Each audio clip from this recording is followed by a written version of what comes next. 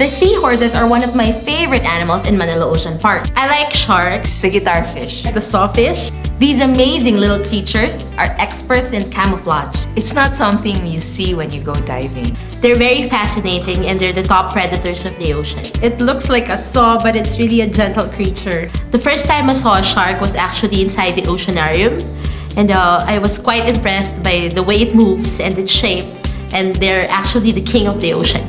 The fact that I get to see these animals every day, it gets me inspired. We had more than 3,000 fishes on display, and that's when I got to realize, how diverse our oceans are and how beautiful the fish that we have in our collection.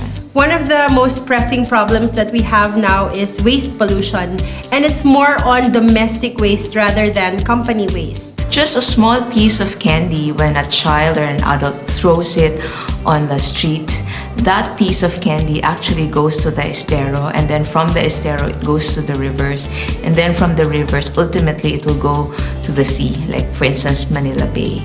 And that plastic can be eaten by a fish or a mammal. 70% of the Earth's surface is made up of water, and that 90% of life on Earth live in water.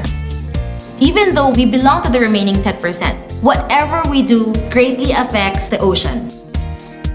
It's really important to save the ocean because The ocean plays a very important role in the entire ecosystem.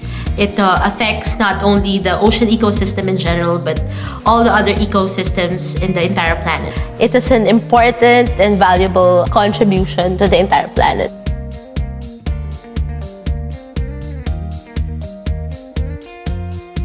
Since the ocean is a treasure trove of resources, we are essentially killing our own resources.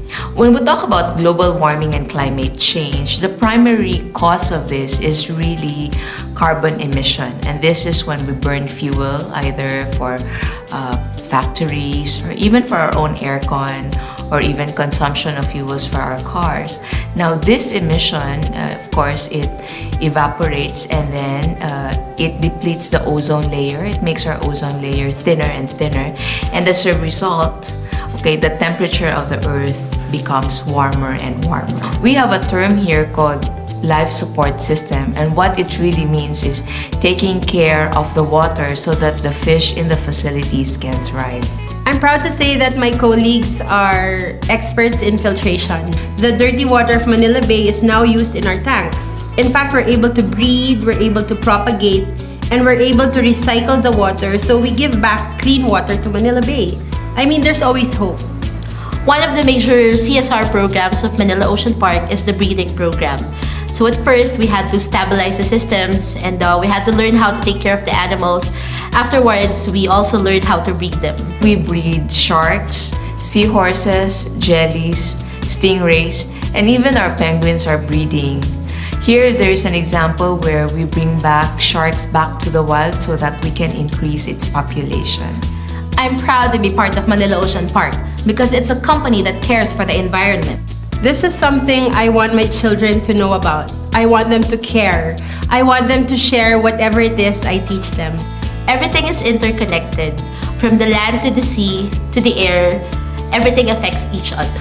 Our future actually depends on us. It's not just propaganda.